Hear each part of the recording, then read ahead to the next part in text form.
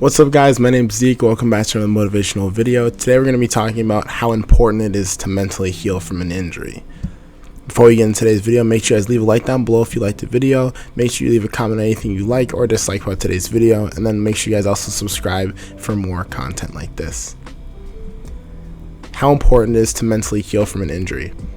I've talked about another video on the steps to mentally healing from an injury, but I have not talked about how important it is to mentally heal from an injury. Healing from an injury mentally is, I'd say, the most important part of an injury. You obviously might say the physical part of actually being able to physically move is going to be the hardest part of an injury, but I'm to tell you that is the mental part, because you might physically feel like you're 100% healthy, but if you're not mentally there, you're not going to be able to use that. The best example I have for today's video is your brain controls all the function of your body. Every muscle, every movement. My hand moving right now, this is all my brain sending signals down to my hands to move my hands like this and to just naturally talk with my hands. This is all my brain's work. Everyone knows that. Your brain controls your body. That's just a gist. If your brain sends a signal down to my hand to move it, but you're injured, when you're injured, and you mentally can't tell yourself to move that thing as fast as you want it to go. If I'm sprinting and my brain has to tell my legs, well, move, run, sprint. If there is a roadblock from my brain to my legs because it's scared of an injury and it's saying, oh, well, I don't want to sprint, I don't want to hurt something. If there's a roadblock there, your brain the first thing to move your legs is your brain telling your legs to move. And if there's a roadblock there, just telling your legs to move, how do you think you're going to run 100%? That's the most simple example I can put on how important mentally healing from an injury is.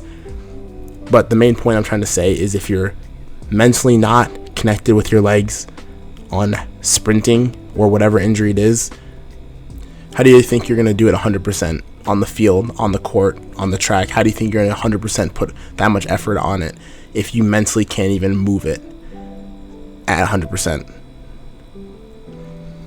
Just know that being 100% mentally with your injury and telling yourself that you're going to be able to do it and actually believing it are two different things.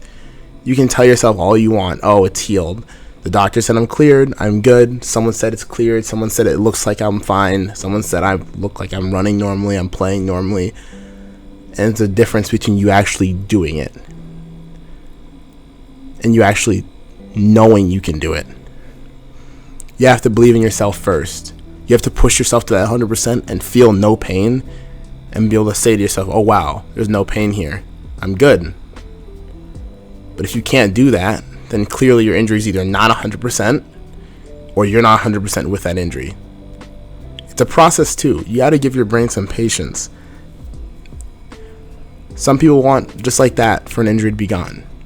You have to give yourself some time to realize that an injury does take time to heal, and it's not going to be a one-day thing. It can be, but a lot of injuries aren't just a one-day thing. You got to give your brain some time to accommodate to the fact that it's healing and then rebuild itself.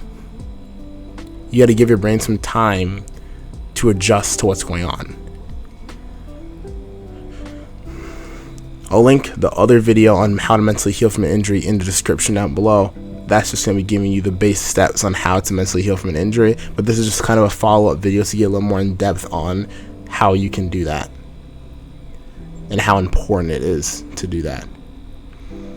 That's why there's people that do have a job nowadays, sports psychology, and they teach teams, players, lessons on just how to psychologically deal with injuries and just deal with the sport, because they know how big the mental side of sports is.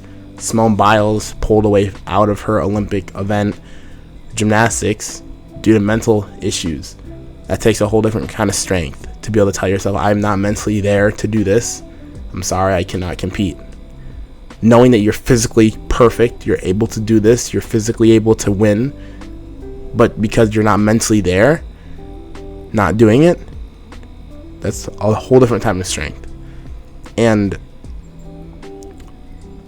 that goes back to my example. If you're not mentally there, how are you going to be able to send those signals down to your body parts to convince your body to move 110% 110% when you want to, if you're not mentally there. Now, so with Simone Biles, it was different. She wasn't injured, but she was mentally impaired. If her brain has a roadblock in it, how do you think that brain's going to be able to efficiently tell your body to go if it's dealing with a bunch of other things on the background? It can't. Mentally pushing yourself is the same as physically pushing yourself. They both have to be 100% for you to efficiently be a good athlete. Mentally healing from injuries is just as important as physically healing from them. The physical therapy that you go to is just as important as you having mental therapy and telling yourself to get over the injury and to make sure your body believes that it's actually over the injury. If any of those examples or things I talked about didn't make any sense, you can always leave any questions or comments down below. Make sure you guys leave a like down below if you liked the video. Make sure you leave any comments on anything you liked or disliked about today's video, and subscribe if you haven't for more content. Love you guys all so much. Thank you for watching today's video. Peace out.